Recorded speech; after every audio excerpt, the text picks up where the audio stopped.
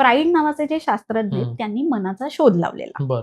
आता मी ही गोष्ट ऐकली आहे धनश्रीताईंकडनं, हम्म. की त्या सांगत होत्या, की ते एकदा फिरायला गेलेले असतात. फ्राईड, त्याची बायको आणि मुलगा.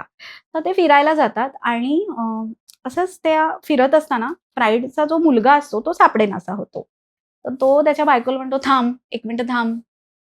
तू त्याला कुठे जाऊ नकोस सांगितलेलं ते सांग." तर ती म्हणते, "मी सांगितलेलं की तळ्याच्या इथे जाऊ नकोस." आणि बरोबर तो तर तिथेच असतो. हे तुमचं मन आहे, की ज्याला तुम्ही जे सांगणार आहात, हम्म. की हे तू करू नकोस, तेच ते तो पहिले करणार. करणार आहे. तो विचार तुमच्या मनात, मग पहिले मनात वाईट विचारच येतात. हो. एखाद्याला व्याधी झाल्यावर, "ही मला काय झालं असेल?" हम्म.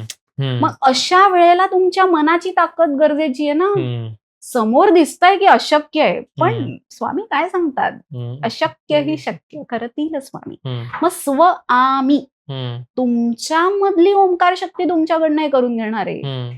म्हणजे हे तुमचं सुप्त मन आहे, जे हम्म. तुमचं सबकॉन्शियस माइंड आहे, त्याची अफाट ताकद आहे, जी हम्म. आपण वापरतच नाही होत. ओके. म्हणजे 90% आपला जो ब्रेन असतो तो हम्म. सबकॉन्शियस Conscious माइंडनी mind ने बनलेला आहे. ऍक्टिव्ह आहे. एक्झॅक्टली. करेक्ट. आपण फक्त कॉन्शियस माइंडनी चालत राहिलो तर कसे आपण सक्सेसफुल होऊ? ओके. आणि बघ, चांगला विचार केला, हम्म. चांगलं होतं. हम्म. दुसऱ्याविषयी जर तुम्ही चांगलं केला तर आणखीन आपलं चांगलं होतं. हम्म. Never compare. म्हणजे हम्म. तुमची तुलना जगातल्या कोणाशीही करू नका. हम्म. तुम्ही स्पेशल आहात, Exactly. तुम्ही युनिक आहात. हम्म. ते स्वतःवर प्रेम करायचं. पण मनाचा ना अजून एक ट्रेट असा पण आहे माहितीये का, की हे माहितीये की दुसऱ्यांबद्दल चांगला विचार केला, चांगली फ्रिक्वेन्सी गेली, त्याची चांगली फ्रिक्वेन्सी तुमच्याकडे आली. अनेक लोकांचं असं माझंच चांगलं व्हावं, दुसऱ्याचं चांगलं होऊ नये. प्रॉब्लेम तिथे पण सुरू होत असावा असं मला वाटतं, बरोबर आहे. की मी पण खूप भारी झालो पैशाने आणि मग समोरचा पण भारी झाला, तर मग आमचा फरक काय राहिला? असा पण एक विचार कुठेतरी स्पर्शून जात असतो. हम्म. बरोबर आहे. असंच असतं ना. मार्क बघ ना, दोन्ही मुलांना हम्म. म्हणजे वर्गामध्ये हम्म. हीच तर म्हणजे चढाओढ असते ना, हम्म. की पहिला नंबर माझा आला माझा. पाहिजे, मला दुसरा नकोय. हा. मग ते तुमच्या प्रयत्नांचं फळ असतं, ती हम्म. तुमची डेस्टिनी असते. हम्म. हम्म. म्हणजे जेव्हा तुम्ही त्या स्पर्धेमध्ये असता, हम्म. तेव्हा बाय हुक ऑर क्रूक तुम्हाला ते जिंकायचं असतं. हम्म. पण ते तुमचं कर्म आहे ना. हम्म. अभ्यास करणं, चांगले मार्क मिळवणं हे कर्म आहे.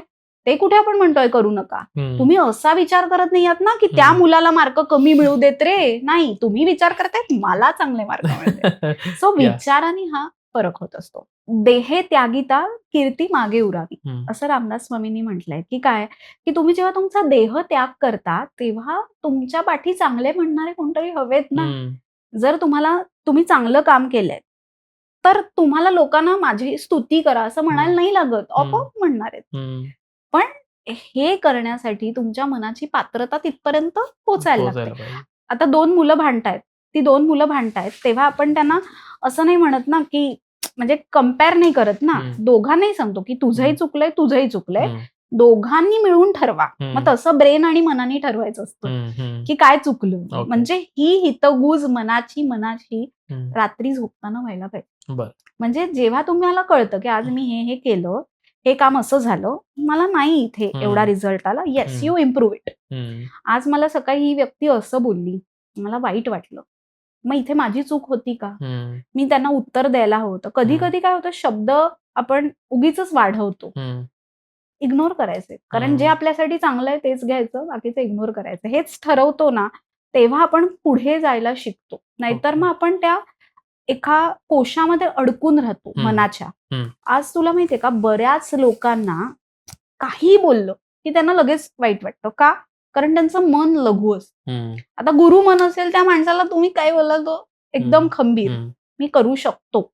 कारण हा त्याच्या मनाचा विश्वास आहे. सो तुम्हाला तुमच्या मनाला ट्रेनिंग द्यायला हवं. आणि ह्यासाठी सगळ्यात सुंदर मला 3 गोष्टी वाटतात. एक तर समर्थ रामदास स्वामींनी सांगितलेले मनाचे श्लोक. आज एवढे सगळं काही असताना त्यांना मनाचे श्लोकच का सांगावेसे वाटले, की आज जर मनाचे श्लोक आपण ऐकत असू, तर आपल्याला कुठल्याही सायकोलॉजिस्टची गरज लागणार नाही. तुम्ही तुमच्या मनाचे डॉक्टर स्वतः होऊ शकाल. दररोज आपण काही ठराविक श्लोक ऐकले ना, तर आपल्यामधली सदसद विवेक बुद्धी जागृत व्हायला लागते. म्हणजे तू जे म्हणालास ना, की वाटतं ना, वाटणार आहे आणि दॅट इज नॉर्मल.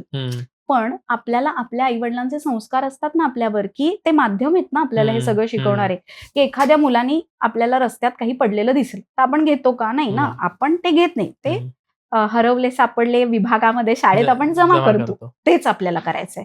त्यामुळे जे तुमचं आहे ते तुमच्याकडे येणार आहे ह्याच्यावर तुम्ही विश्वास ठेवलात हम्म, की मग तुमचं मन डळमळीत होत नाही. हम्म, हम्म. आणि जे दुसऱ्याचं आहे ते आपल्याला नकोय. बरोबर. जी आपली विजन आहे, जो आपला विजन बोर्ड हम्म. आहे तो आपल्याला तयार करायचा आहे. आता हम्म. 10वीची परीक्षा आली हम्म. की आपण कसं मला एवढे मार्क मिळवायचे, हम्म. थोडे 5% एक्स्ट्राच ठरवायचे Yes. म्हणजे जे अपेक्षित ते मिळतात. ओके. पण त्याच्यासाठी जर आपण रोज झोपूनच राहिलो तर हम्म. होणार आहे का? नाही. हम्म. पहाटे उठायला हवं. हम्म. तसा आहार हे सगळं केलं तर तो फरक आपल्याला दिसणार.